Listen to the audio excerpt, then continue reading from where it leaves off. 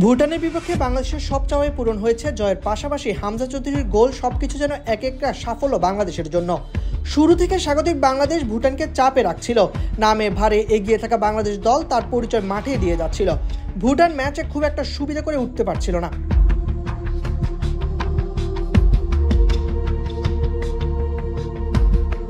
6 মিনিটে নিজের দ্বিতীয় ম্যাচে নেমেই গোল করেন বাংলাদেশের পোস্টার বয় হামজা চৌধুরী। অধিনায়ক জামাল ভুঁইয়ার কর্নার কিক থেকে আসা বল টার্গেট রান মেক করে নিজেকে আনমার্ক করে বেরিয়ে আসেন হামজা।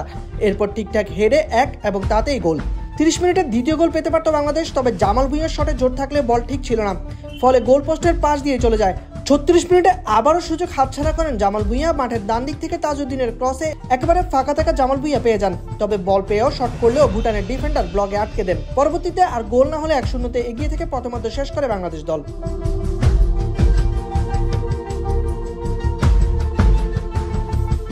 1-0 এগিয়ে থেকে দ্বিতীয়ার্ধে মাঠে নামে লাল সবুজের প্রতিনিধিরা।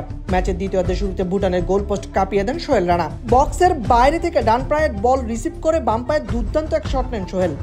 ভুটানের গোলরক্ষক বলের ফ্লাইটকে লক্ষ্য করে লাফ দেন, কিন্তু বল সোজা জালে প্রবেশ করলে 2-0 এগিয়ে যায় বাংলাদেশ দল। 77 মিনিটে ম্যাচে ফিরতে পারত ভুটান। কর্নার কিক থেকে বল বক্সের ভিতরে আসলেও বল হিট করেন তাদের এক প্লেয়ার, তবে তার বল বারের পাশ কাটিয়ে চলে গেলে সেই যাত্রায় বেঁচে যায় বাংলাদেশ দল। রেগুলেশন টাইমে দুই দলের কেউ গোল করতে না পারলে 2-0 গোলে জয় নিয়ে মাঠ ছাড়ে বাংলাদেশ।